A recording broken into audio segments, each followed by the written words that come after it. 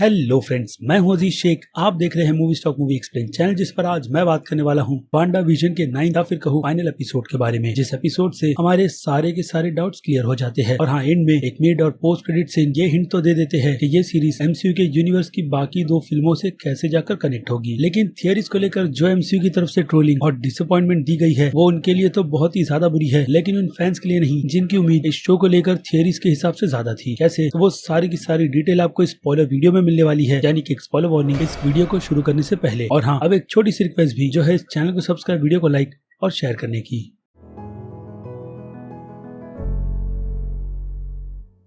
So friends, तो बात करें इसके 9th एपिसोड की, तो उसकी शुरुआत वहीं से की जाती है जहां पर इस एपिसोड को खत्म किया गया था। यानी कि एग्नेस के पास वांडा के दोनों ट्विंस हैं, जिन्हें वांडा उससे छुड़ाने के लिए आई है। और वांडा वहां पर एग्नेस को यही कहती है कि बाहर उसकी पावर्स काफी अच्छी तरीके से वर्क करती है, जहां अंदर एग्नेस ने उसे अपने स्पेल से बांध रखा था, जिस स्पेल से एक टाइम पर एक ही विच अपने पावर्स को यूज कर सकती थी। तो वांडा इस बात को काफी कॉन्फिडेंटली बोलती है, लेकिन एग्नेस को पता है कि वो क्या करने वाली है। यानी कि एग्नेस पूरी प्रिपरेशन के साथ वांडा के सामने आई है, जो हम देखते भी है तब जब वांडा उस पर सबसे पहला हमला करती है, जिस हमले से वांडा के दोनों बच्चे एग्नेस के चंगुल से छूट जाते हैं। और बाद में वो अपनी माँ से कहते हैं कि वो लोग भी उसकी मदद करेंगे। और जवाब में वांडा अपने दोनों ट्विंस को घर के अंदर जाने के लिए कहती है। और बाद में एग्नेस भी यही बात उठकर रिपीट करती है, जहाँ हमें ये भी नोटिस करवाया जाता है कि एग्नेस धीरे धीरे वांडा की सारी पावर्स को अपने अंदर ले रही है, ताकि वो इससे खुद स्कारलेट विच बन सके और केओस मैजिक को यूज करे। यानी कि एग्नेस का मोटिव बिल्कुल साफ है, उसे बस स्कारलेट विच बनना है, वो भी काफी ज्यादा पावर्स के साथ, जिसकी बाकी डिटेल वो वांडा को आगे समझाती है, जो कि मैं भी आपको आगे समझाऊंगा। क्योंकि वांडा वहाँ पर उसकी इस बात को सुनकर एग्नेस पर डायरेक्ट अपनी पावर से अटैक नहीं करती, बल्कि वो अपनी पावर्स को बगल में रखी हुई कार्स पर यूज कर एग्नेस पर फेंकती है, जिसके बाद एग्नेस उस कार में दबने से पहले ही वहाँ से गायब हो जाती है, यानी कि टेलीपोर्ट, जिसे वांडा भी होता हुआ देखती है। बट बाद में उसकी नजर सीधे विंडो के मिरर में जाती है, जहाँ उसे विजन का रिफ्लेक्शन देखने मिलता है। और नजर घुमाकर जब वांडा देखती है तो हमारे सामने व्हाइट विजन आता है, जिसे देखकर वांडा पूरी तरीके से चौंक जाती है और लगता है कि वांडा उसे देखकर ये भी समझ गई है कि ये विजन की वही बॉडी है जिसे वो क्लेम करने के लिए टाइलर के पास सॉर्ड के हेडक्वार्टर गई थी। यानी कि टाइलर ने विजन की इस बॉडी को पूरी तरीके से बनाकर अपग्रेड कर दिया है, जिसका सबसे बड़ा मिशन है यहाँ पर विजन को मारना। और अगर वांडा रास्ते में आती है तो उसे भी रास्ते से हटाने का काम इस व्हाइट विजन को करना है, जिससे ये बात बिल्कुल साफ हो जाती है कि ये व्हाइट विजन कॉमिक बुक की तरह एक वैसा विजन है जो बिल्कुल हार्टलेस है, वो भी बिना किसी इमोशन के। लेकिन कॉमिक बुक में उसी विजन से फिर से असली कॉमिक बुक के विजन को जिंदा किया गया था, लेकिन इस बार वंडरमैन के ब्रेन पैटर्न की मदद से नहीं, बल्कि दूसरे डायमेंशन के विजन की मदद से। जिसके बाद कॉमिक बुक में वो व्हाइट विजन फिर से विजन बन जाता है। और अब कॉमिक बुक के रेफरेंस पर इसमें भी वैसा ही कुछ होने वाला है, लेकिन उससे पहले काफी सारी फाइट्स तो होगी ही, जिसमें हम देखते हैं कि व्हाइट विजन वांडा को मारने में कामयाबी होने वाला होता है, जहाँ बहुत ही जल्दी विजन पहुंच जाता है। और पहुंचते के साथ में ही वो व्हाइट विजन को वांडा से अलग कर दूर फेंकता है। तब जब व्हाइट विजन अपने दोनों हाथों से वांडा के सर को दबाने वाला था, वो भी यही कहकर कि उसे बताया गया था कि वांडा बहुत ही ज्यादा पावरफुल है, लेकिन हमें पता है कि वहाँ पर वांडा ने उस व्हाइट विजन पर हमला क्यों नहीं किया। और एग्नेस छत पर से इन सारी की सारी चीजों को देख रही है, जिसके बाद वांडा असली विजन से यही कहती है कि उसे सब कुछ असली विजन को बता देना चाहिए था, जो उसने उससे छुपा कर रखा। लेकिन अब वांडा असली विजन से ये प्रॉमिस करती है कि वो सब कुछ ठीक कर देगी, और विजन उसे इसकी परमिशन भी देता है, क्योंकि विजन भी वांडा को बहुत अच्छी तरीके से समझता है। लेकिन जैसे कि मैंने कहा, एग्नेस ऊपर खड़ी बस व्यूज के मजे ले रही है, जो वांडा को ये ताना मारती है कि उसका एक्स बॉयफ्रेंड यानी कि व्हाइट विजन की डेड बॉडी जो जिंदा हो गई है वो भी वहाँ पर है, और वांडा की सोच का विजन भी, या फिर कहूँ काफी कैरिंग विजन, जिन दोनों को ही मारने से वांडा खुद को काफी ज्यादा पीछे रखेगी। इसलिए अब इसकी जिम्मेदारी पूरी तरीके से असली विजन पर है कि वो व्हाइट विजन को संभाले या फिर उसे खत्म कर दे, वरना वो उन दोनों को मार देगा, जो टाइलर उस व्हाइट विजन से करवाना चाहता है। और उसके बाद हम देखते हैं कि एग्नेस वांडा के घर से सीधे वेस्ट व्यू के मेन टाउन में चली गई है, यानी काफी भीड़ से इलाके में, जहाँ वांडा भी उसका पीछा कर पहुंच जाती है। लेकिन इन सब के बीच हमें मोनिका का कैरेक्टर भी दिखाया जाता है, जिसे पेड्रो ने एग्नेस के कहने पर कैद कर रखा है, जिसे बाहर जाकर वांडा की मदद करनी है। लेकिन पेड्रो उसे ऐसा करने देता नहीं, और अपनी क्विक स्पीड्स की पावर की मदद से वो मोनिका को घर में कैद रखने में पूरी तरीके से कामयाब होता है। जिसके बाद मोनिका यही पता लगा लेती है कि वो शख्स पेड्रो नहीं बल्कि असली रैल्फ है, यानी कि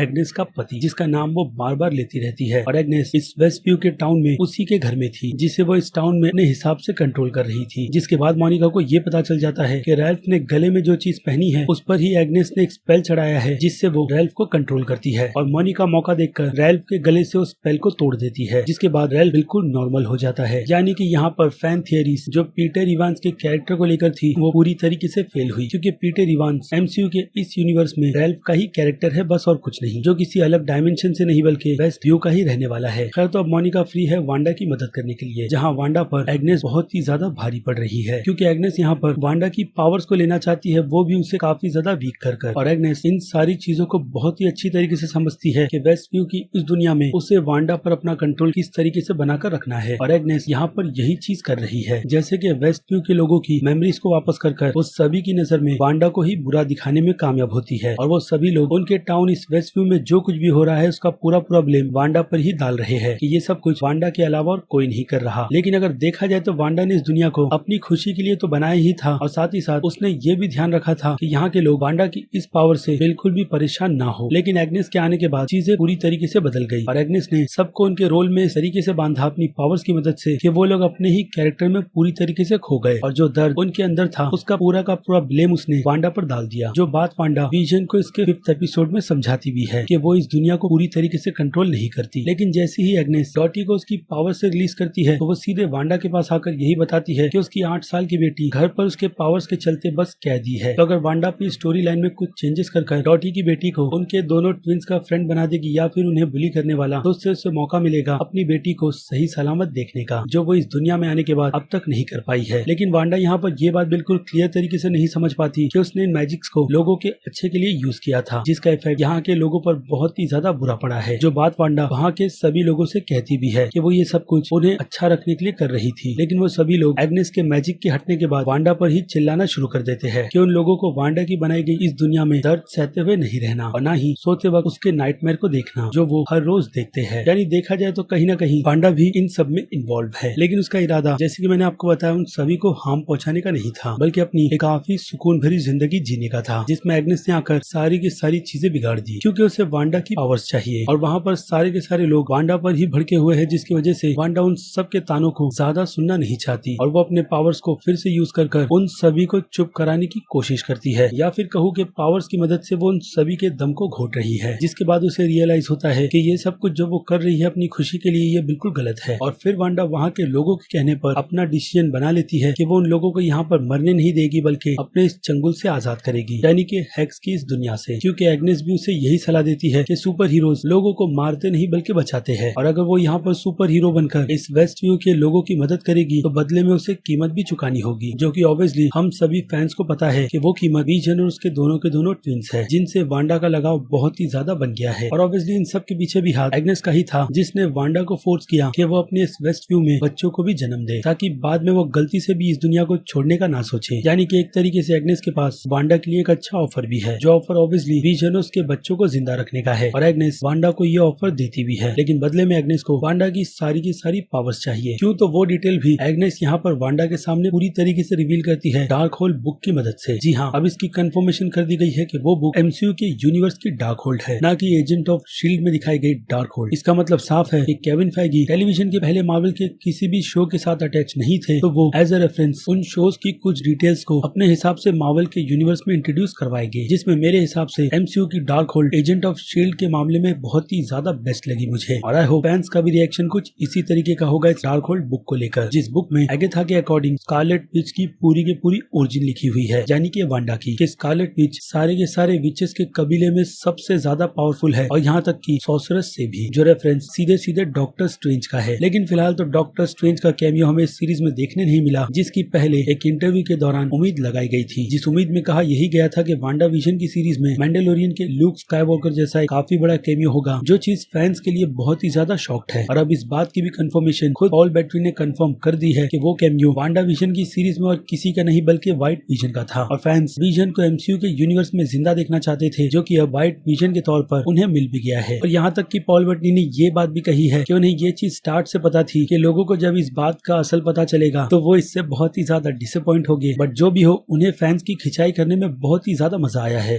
इस सीरीज के हर एक एपिसोड्स के बाद फैंस की थियरी की तरह, जो हर एक पॉइंट पर मेफिस्टो और नाइटमेयर की तरफ इशारा कर रही थी, जिसमें से मेफिस्टो पर अब भी मैं तो कायम हूँ, क्योंकि भाई पूरे के पूरे इस वांडा विजन के शो में मेफिस्टो के हिसाब से ज्यादा रेफरेंस दिए गए, और ऊपर से रैल्फ ने वांडा के दोनों ट्विंस को शैतान के बच्चे तक कहा है, जो कि कॉमिक बुक में वो दोनों एक्चुअल में है। खैर तो अब आते हैं फिर से डार्क होल्ड पर यानी कि एग्नेस पर, जिसने वांडा को ये भी समझाया कि स्कारलेट विच की पावर्स किसी कबीले या फिर दूसरे बाकी किसी भी मैजिक से इन्वॉल्व नहीं है, बल्कि ये उसकी खुद की पावर्स है जो उसे पैदा होते के साथ में ही मिली थी। डार्क होल्ड ये भी क्लेम करती है कि स्कारलेट विच का जन्म इस पूरी की पूरी दुनिया को तबाह करने के लिए हुआ है। लेकिन वांडा को एग्नेस की कही गई इन सभी के सभी बातों में बिल्कुल भी भरोसा नहीं है, क्योंकि वांडा के हिसाब से उसके पास सुपर पावर्स तो है जिनका उसने कभी भी विचेस की तरह बिल्कुल भी यूज नहीं किया है और ना ही आगे वो ऐसा कुछ भी करने के प्लानिंग में है। और अब जहाँ पर एग्नेस बाकी लोगों के साथ मिलकर वांडा पर इतना ज्यादा प्रेशर बना रही है, तो उन सारे के सारे विजन्स को बिली ने भी देखा है, जिसके बाद वो वहाँ से टॉमी को लेकर सीधे अपनी माँ की मदद करने के लिए चला जाता है। और दूसरी तरफ दोनों ही विजन आपस में लड़ रहे हैं, जिसके बाद रियल विजन व्हाइट विजन से कहता है कि वो लोग इस मसले को बातचीत कर भी हल कर सकते हैं। और रिप्लाई में व्हाइट विजन लड़ते हुए विजन को यही कहता है कि उसे यहाँ पर वांडा को खत्म करने के लिए भेजा गया है और साथ ही साथ वांडा की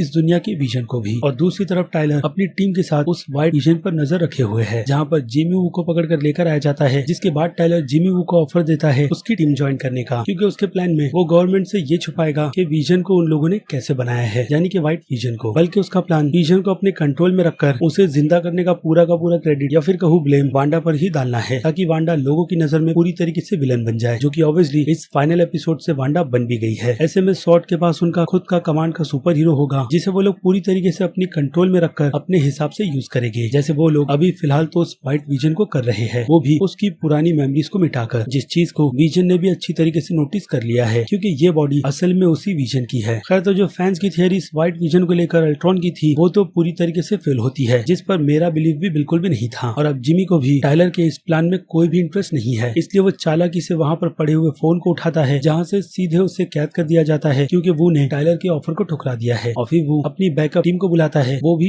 1 घंटे के अंदर, ताकि वो टाइलर को रंगे हाथों पकड़ सके। तो टाइलर अपनी पूरी की पूरी टीम के साथ वांडा की इस दुनिया में चला गया है, क्योंकि वांडा ने हेक्सिकॉन की उस दुनिया को थोड़ी देर के लिए खोला था ताकि लोग यहाँ से बाहर निकल सके। लेकिन जब वांडा ने नोटिस किया कि विजन और उसके दोनों ट्विंस की हालत ऐसा करने के बाद बिल्कुल भी ठीक नहीं, तो वांडा ने फिर से उस हैक्स को बंद कर दिया, जिसके बाद एग्नेस फिर से मौका देखकर वांडा पर हमला करती है। लेकिन इस बार वांडा अपनी पावर्स को यूज कर एक शील्ड बनाती है, जिस शील्ड की पूरी पावर्स एग्नेस खुद के अंदर ले लेती है, और इससे वांडा और थोड़ी सी वीक हो जाती है। लेकिन अपने बच्चों को दिखाने के लिए वह एग्नेस के अगेंस्ट खड़ी है और विजन व्हाइट विजन के अगेंस्ट, जिसमें अब ट्विंस का काम टाइलर के लोगों को रोकने का है, जो वो दोनों काफी मस्ती में कर रहे हैं, जैसे कि बिली का उन सभी के सभी मिलिट्री वालों का माइंड कंट्रोल कर उन्हें रोकना, और टॉमी अपनी स्पीड की पावर से उन सभी की गन्स को ले लेता है, जो चीज टाइलर अपनी आंखों से देख रहा है। जिसके बाद टाइलर नीचे उतरकर सीधे उन दोनों पर फायरिंग करना शुरू कर देता है, जहाँ पर एंड टाइम पर मोनिका भी पहुंच जाती है, और हम देखते हैं कि मोनिका की फोटोन पावर से बुलेट्स उसके शरीर से आर पार होते हुए अपनी स्पीड से कम हो जाती है और सीधे जमीन पर गिर जाती है। लेकिन एक बुलेट जो जाकर बिली को लगने वाली होती है, तो बिली अपनी पावर्स यूज कर उस बुलेट को भी रोक देता है। ये चीज हमें दिखाती है कि दोनों ही ट्विंस कितने ज्यादा पावरफुल है, जिन्हें अपनी पावर्स को कंट्रोल करना बहुत ही अच्छी तरीके से आता है। लेकिन उन मिलिट्री वालों के आते के साथ में ही वो सभी के सभी गन पॉइंट कर वांडा की पूरी फैमिली पर ही खड़े हो जाते हैं, जिसके बाद एग्नेस उन सभी को मारने वाली होती है, बट वांडा अपनी पावर्स को यूज कर उन्हें बचाती है। और बाकी की डिटेल्स तो मैंने आपको पहले ही बता दी है कि कैसे ट्विंस ने उन स्वॉर्ड्स के एजेंट से उनकी गन छीन ली। और जैसे ही टाइलर वहाँ से कार लेकर उन लोगों को कुचलने की प्लानिंग बनाता है, तो डार्सी अपनी सर्कस की वैन्स के साथ आकर टाइलर की कार को टक्कर मारती है और उसे वहीं पर अटका देती है, वो भी ये कहते हुए कि वो अपनी बाकी की जिंदगी जेल में काटेगा, जो चीज हम इसके पोस्ट क्रेडिट सीन में देखते भी है कि टाइलर को जिमी वू ने पूरी तरीके से अपनी कस्टडी में ले लिया है। लेकिन रही बात व्हाइट विजन की, तो व्हाइट विजन के कैरेक्टर को वांडा की दुनिया के विजन ने अपनी सारी की सारी मेमोरीज दे दी है, या फिर कहूँ उसकी खुद की मेमोरीज, जो टाइलर ने उसे बिल्कुल भी नहीं दी थी, जिसे लेने के बाद हम व्हाइट विजन के कैरेक्टर में बहुत बड़ा चेंज देखते हैं, खास करके उसकी आंखों के थ्रू, जो पहले एक एआई के तौर पर हमें दिखाई जाती है, बट विजन के मेमोरी ट्रांसफर करने के बाद व्हाइट विजन पूरी तरीके से विजन बन जाता है और खुद को विजन क्लेम कर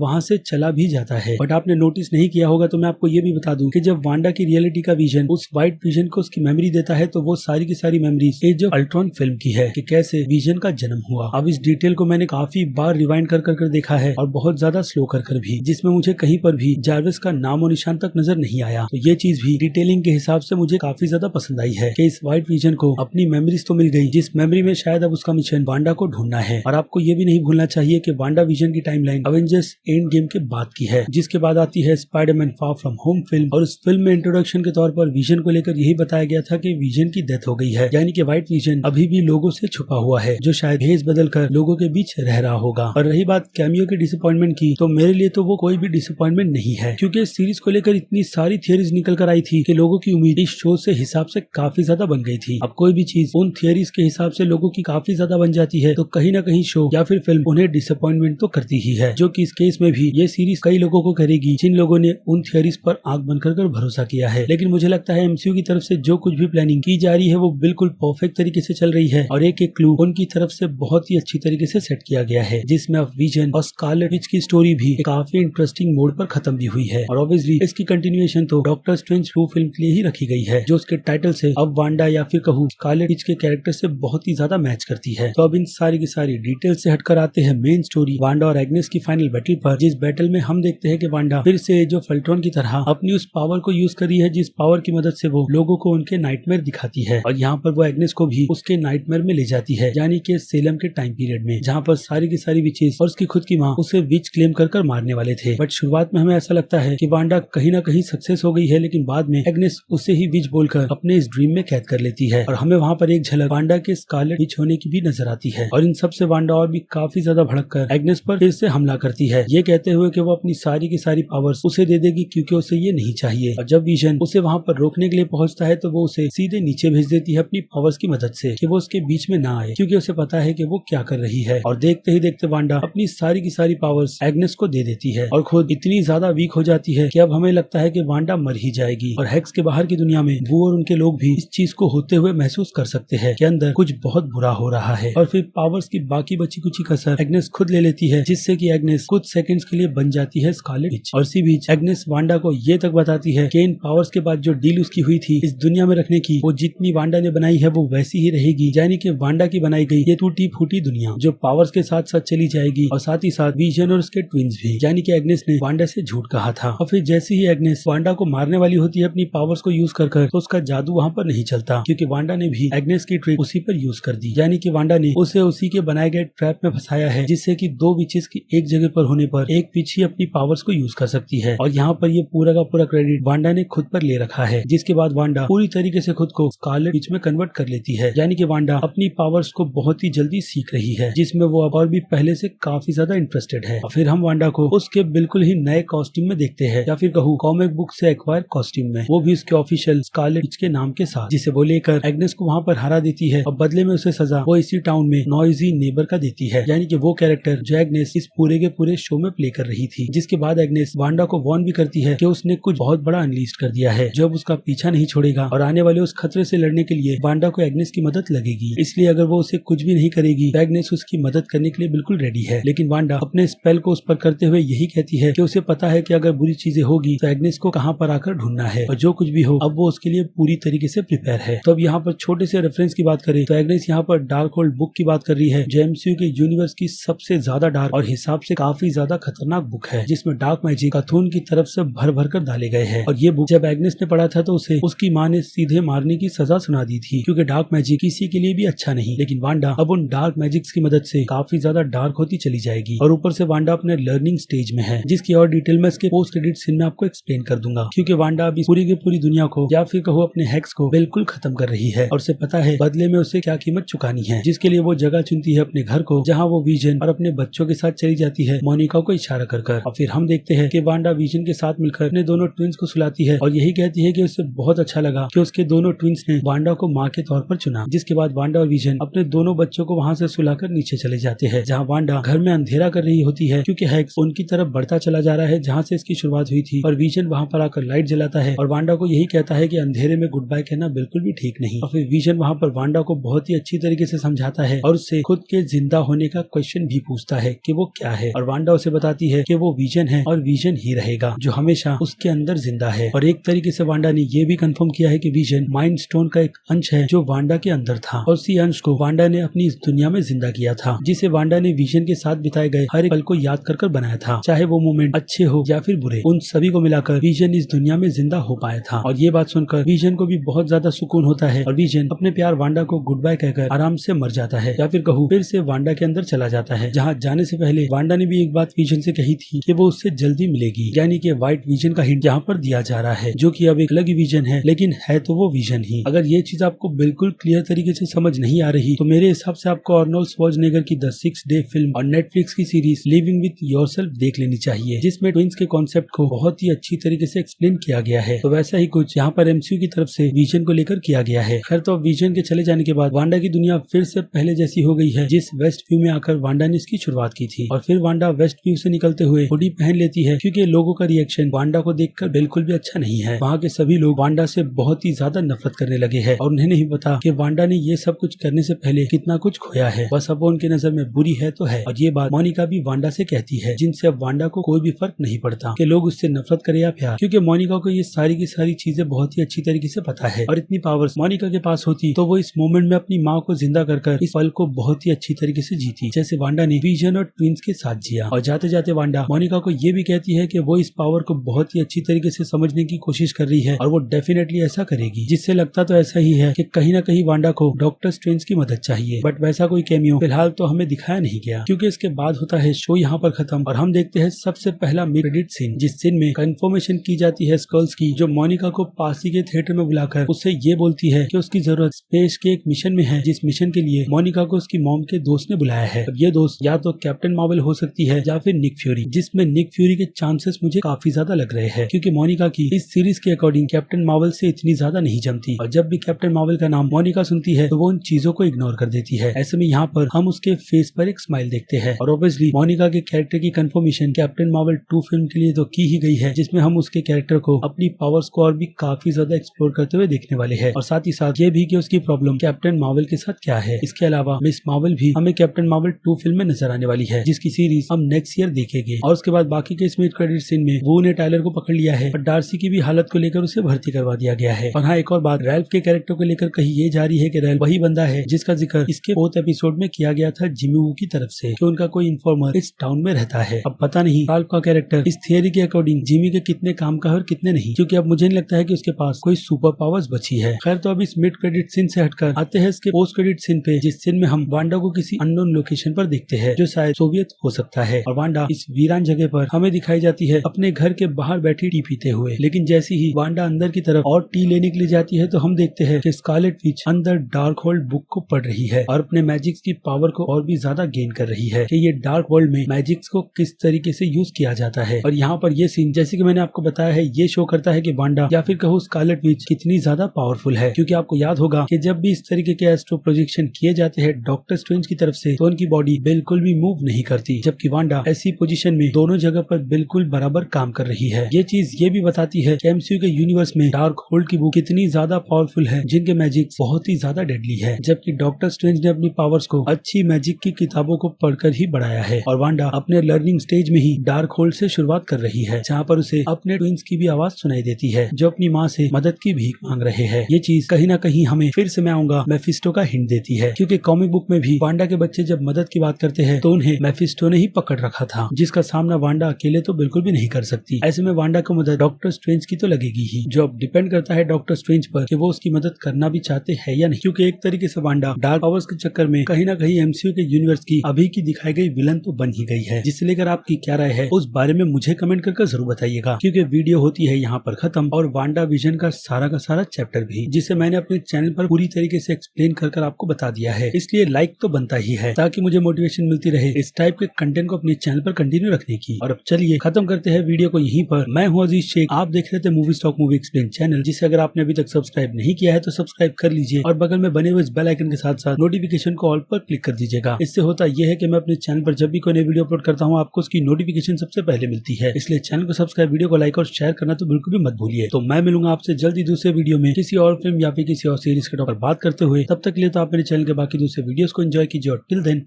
बाय।